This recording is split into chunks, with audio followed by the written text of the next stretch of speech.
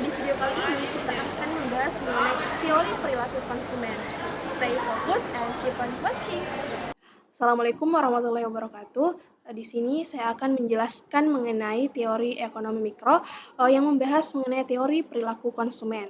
Nah, di dalam teori perilaku konsumen ini kita akan membahas beberapa poin. Yang pertama, bagaimana konsumen dalam memutuskan untuk mengonsumsi sejumlah barang atau jasa. Yang kedua, apa yang menghalangi konsumen dalam mengonsumsi sebuah barang.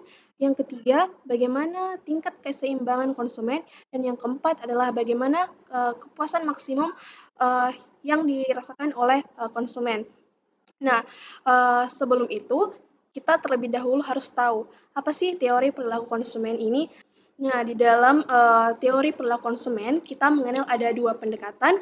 Yang pertama yaitu pendekatan kardinal.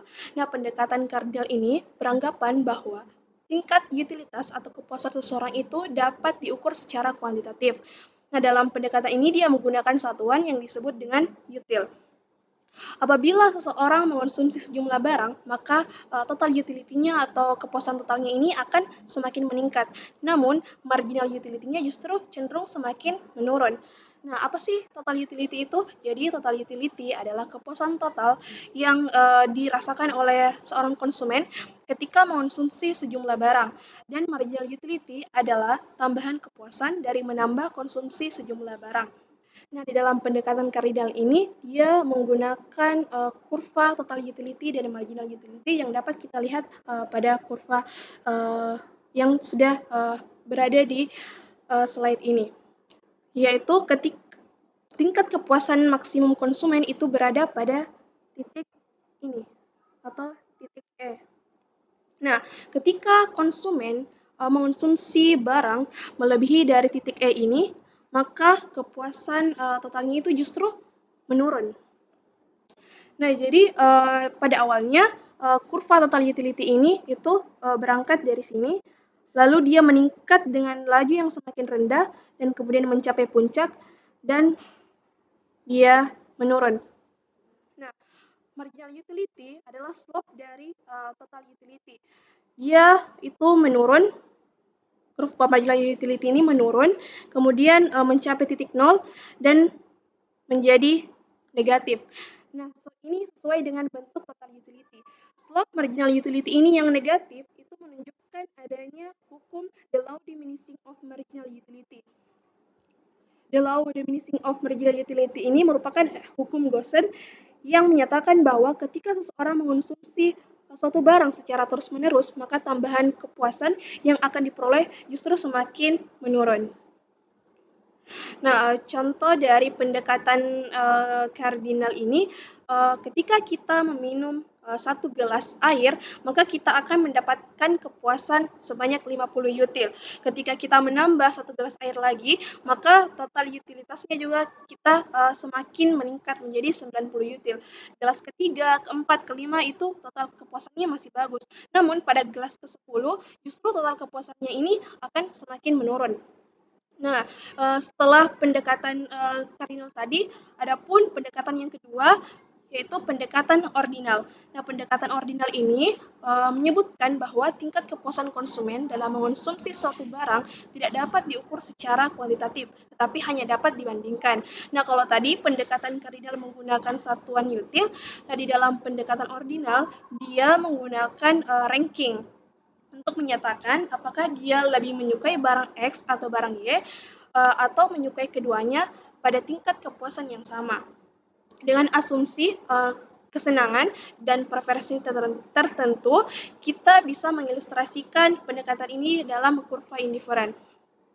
Pertama, ketika kita dihadapkan oleh kombinasi dua barang yang berbeda, yaitu barang X atau barang Y, seperti yang telah saya sebutkan tadi, kita harus menyatakan apakah kita lebih menyukai barang X atau barang Y, atau menyukai keduanya dengan memperoleh tingkat kepuasan yang sama.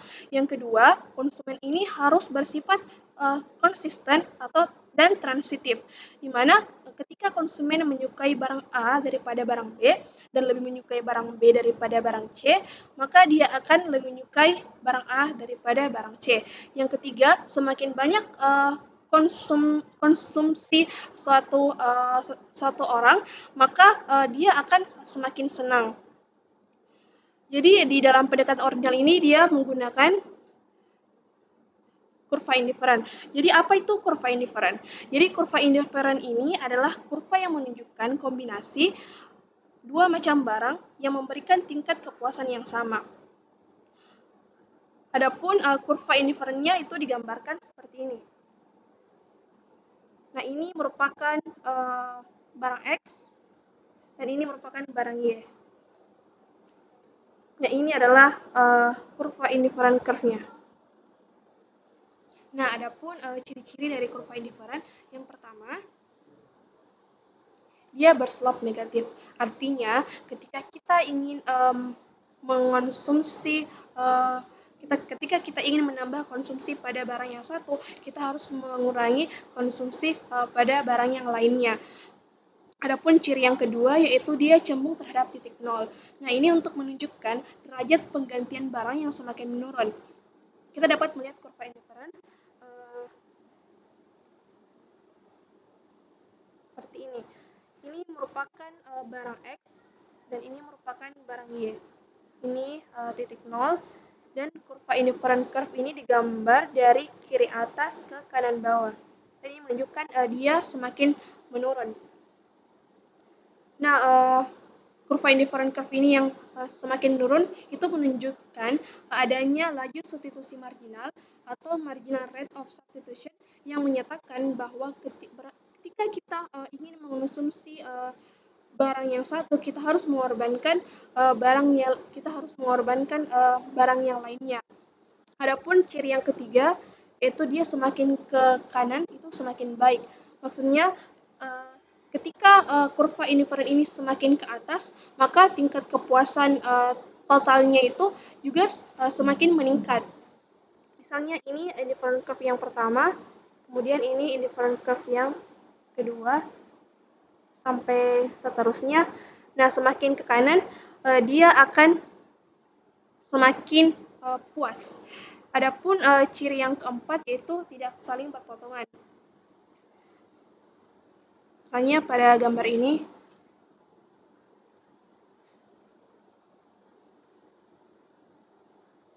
ini merupakan indifferent curve yang pertama, dan ini indifferent curve yang kedua.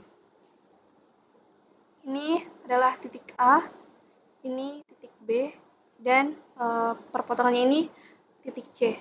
Nah, di dalam kurva indiferen itu hanya menunjukkan satu tingkat kepuasan. Nah, sedangkan ketika dia berpotongan, itu artinya satu kurva indiferen ini menunjukkan dua tingkat kepuasan. Misalnya di kombinasi barang-barang A ini, itu sama kepuasannya dengan kombinasi di barang C. Nah, ini karena ia berada pada kurva indifferent curve yang sama, yaitu kurva indifferent curve yang pertama. Kemudian di kurva indifferent yang kedua, dia menunjukkan kombinasi barang B yang sama kepuasannya dengan kombinasi di barang C. Nah, sesuai prinsip transitif, kombinasi pada barang B itu sama kepuasannya dengan kombinasi pada barang A. Namun, hal ini tidak mungkin terjadi karena mereka berada pada kurva indifferent yang berbeda. Ketika konsumen ingin mengonsumsi sebuah barang, maka dia akan dihadapkan oleh beberapa kendala, yaitu berupa kendala anggaran. Dalam teori perilaku konsumen ini dikenal dengan sebutan budget line. Nah, jadi budget line ini adalah kurva yang menunjukkan kombinasi konsumsi dua macam barang yang membutuhkan biaya yang sama besar.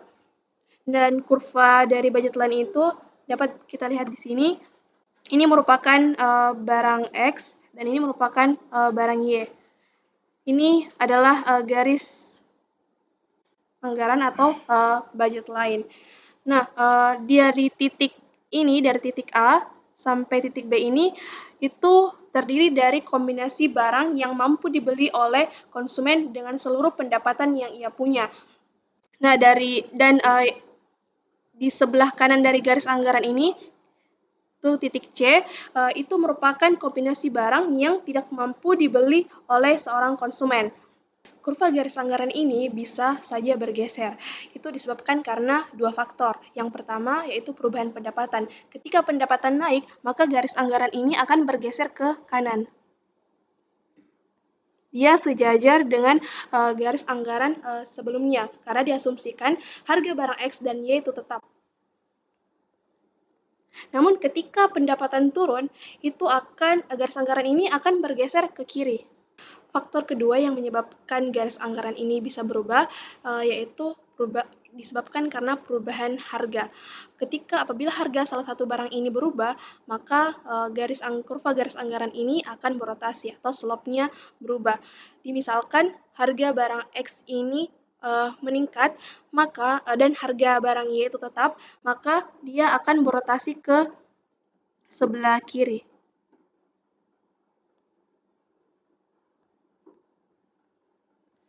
Namun ketika harga barang ini turun dan harga barangnya tetap, maka garis anggarannya akan berotasi ke sebelah kanan. Ketika harga barang X berubah dan harga barangnya tetap, maka kurva garis anggaran ini akan berotasi sepanjang sumbu X.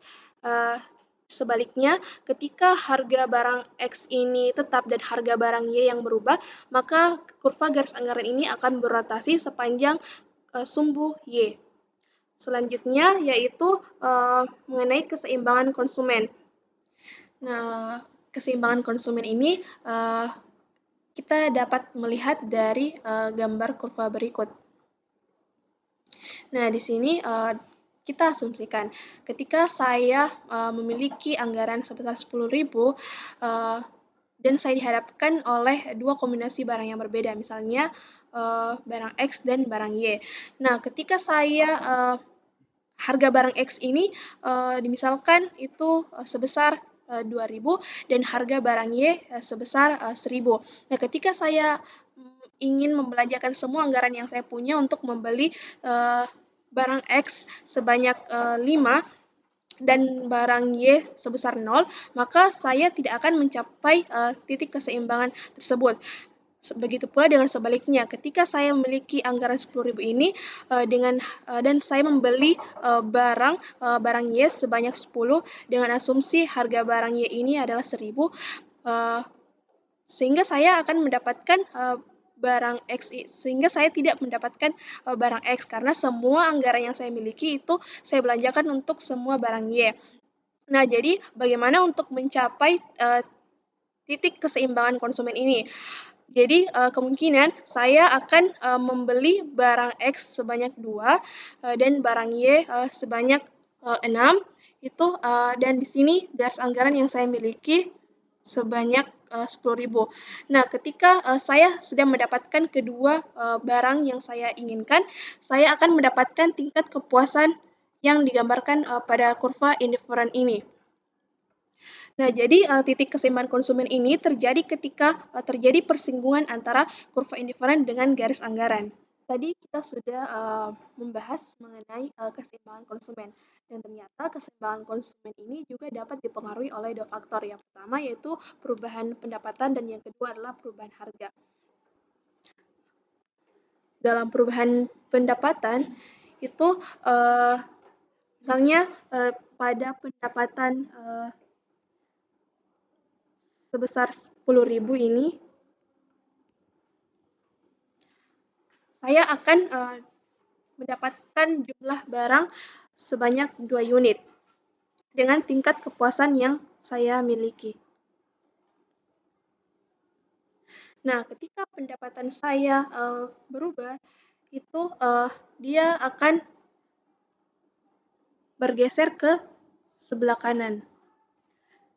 Misalnya di sini pendapatan saya sebesar 13.000 dan barang yang saya dapatkan itu sebanyak 3, dan otomatis tingkat kepuasan yang saya miliki juga akan semakin meningkat, yang dilambangkan dengan indifferent curve yang kedua. Nah, begitu juga seterusnya ketika pendapatan saya juga semakin bertambah, yaitu misalnya sebesar 15.000, saya akan menambah jumlah barang sebanyak 4 unit.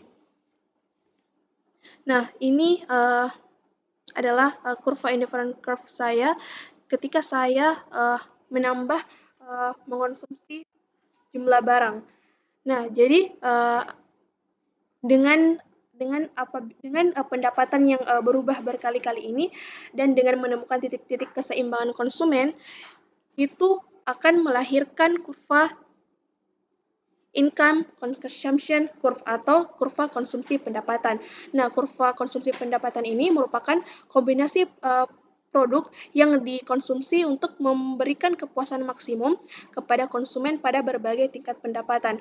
Nah, untuk menurunkan kurva income consumption curve ini, itu kita dapat menggambarkan kurva yang disebut dengan kurva Angel. Nah, kurva Angel ini menunjukkan hubungan antara pendapatan konsumen dengan jumlah barang yang dikonsumsi. Jadi, misalnya ketika sudah saya jelaskan tadi, ketika saya memiliki pendapatan sebanyak 10.000, maka saya akan membeli jumlah barang sebanyak 2 unit.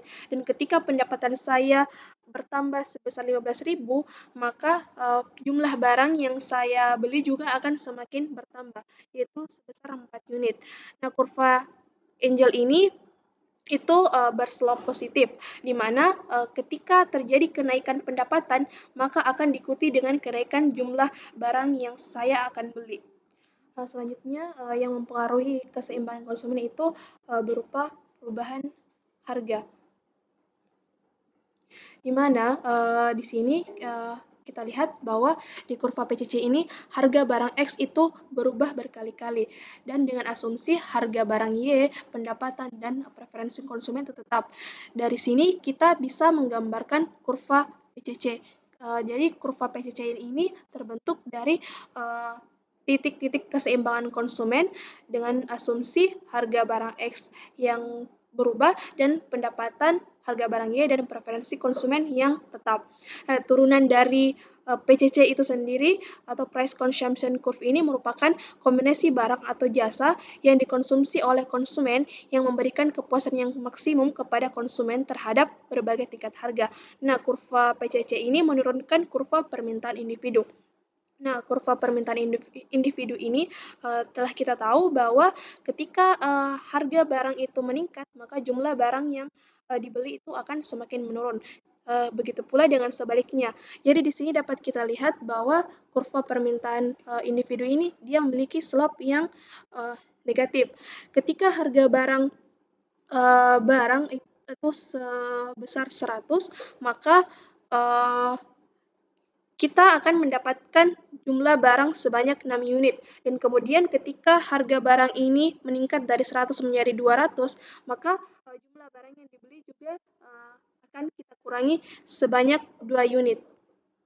Nah, sudah tahu kan penjelasannya? Jangan lupa like, share, subscribe, dan klik lonceng notifikasi agar kalian tidak ketinggalan di video-video selanjutnya. Terima kasih.